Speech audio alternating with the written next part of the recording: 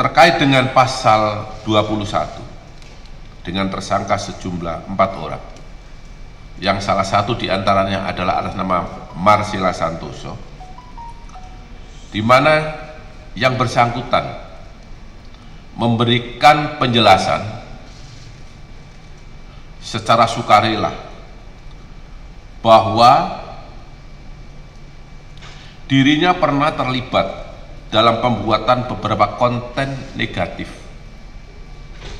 dengan pihak ketiga, yaitu dengan tersangka Dian Baktiar selaku Direktur JEK TV dan dengan M. Adian Muzaki yang menggerakkan 150 buzzer. Tujuan daripada menggerakkan buzzer dan Direktur JEK TV adalah untuk mempengaruhi, untuk menggoreng opini publik bahwa tujuan pokok mereka adalah untuk menggagalkan penuntutan dan penyidikan. Di samping memang ada beberapa alat bukti yang telah dihilangkan untuk menghalang-halangi penyidikan, termasuk melakukan penyerangan secara pribadi terhadap institusi kejaksaan, terhadap kinerja Kejaksaan Republik Indonesia, bahkan terhadap pimpinan kejaksaan, yang seolah-olah bahwa apa yang dilakukan oleh penyidik, yang dilakukan oleh pimpinan di kejaksaan adalah tidak benar, dan seolah-olah apa yang dilakukan itu adalah kriminalisasi terhadap yang bersangkutan. Untuk lebih jelasnya mungkin bisa diputar video Marcella Santoso biar teman-teman wartawan nanti menyaksikan apa yang sesungguhnya disampaikan oleh yang bersangkutan. Silakan. Selamat malam Bapak-bapak, saya Marcella Santoso. Terima kasih saya diberikan kesempatan untuk membuat video ini.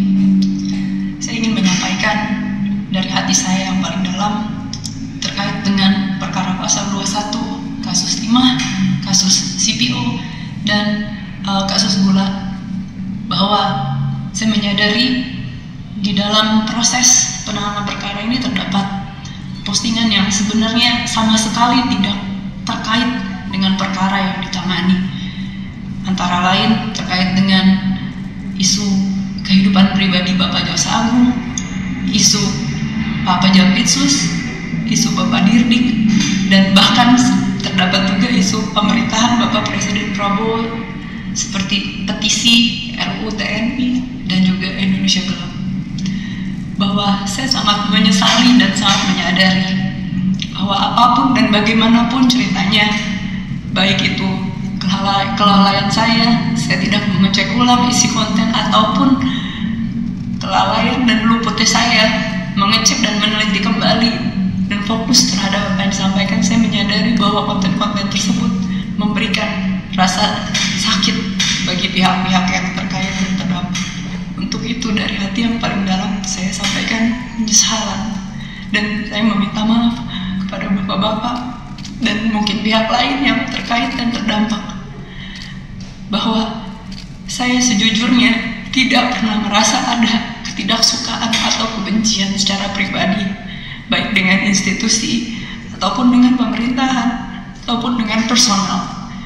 Karena di dalam chat saya dan sudah dimasukkan ke dalam BAP, salah satunya terdapat percakapan yang saya antara saya dan rekan saya sampaikan bahwa ada baiknya juga APH ini seperti Bapak Febri. Dan sebenarnya pendapat pribadi saya juga salut dengan warna penegakan hukum dan semangat penegakan hukum yang begitu tinggi di dalam institusi ini. Itulah pendapat pribadi saya, sehingga saya tidak pernah ada kebencian pribadi dengan institusi ini ataupun pemerintah. Bahwa hingga terdapat konten-konten yang ternyata baru saya ketahui banyak juga di dalam penyidikan ini, saya apapun dan bagaimanapun ceritanya saya sampaikan permintaan maaf, terutama bagi pihak-pihak yang tersakiti dan terdampak. bahwa saya tidak bisa melakukan apapun. Saya sebagai manusia, saya hanya bisa meminta maaf, dan saya mendoakan bahwa rasa sakit, rasa ketidaknyamanan yang dialami oleh pihak-pihak terkait dan terdampak akan dipulihkan oleh Tuhan dan akan dibalas dengan berkat dan berkah yang selalu berlimpah dan melindungi perjalanan karir Bapak-Bapak ke depan dan perjalanan pemerintahan Indonesia yang sangat saya cintai ini. Semoga pintu maaf masih bisa terbuka setidaknya bagi saya, dan saya berdoa untuk yang terbaik ke depannya Bapak-Bapak semua. Terima kasih. Amin ya rabbal alamin. Teman-teman jurnalis yang saya hormati, bahwa setelah tadi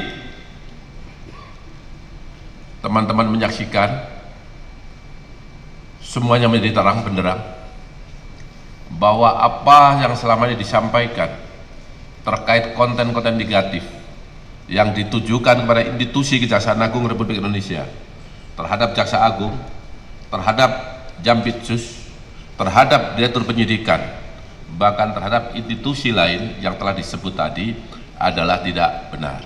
Ya, ini klarifikasi secara nyata dan tidak ada unsur paksaan atas kemauannya sendiri, sehingga masyarakat kami harap menjadi paham, menjadi semakin tahu bahwa yang selama ini dibangun narasi-narasi adalah tidak benar. Saya rasa itu yang dapat saya sampaikan, dan saya akhiri. Wabillahi taufiq wal hidayah. Wassalamualaikum warahmatullahi wabarakatuh.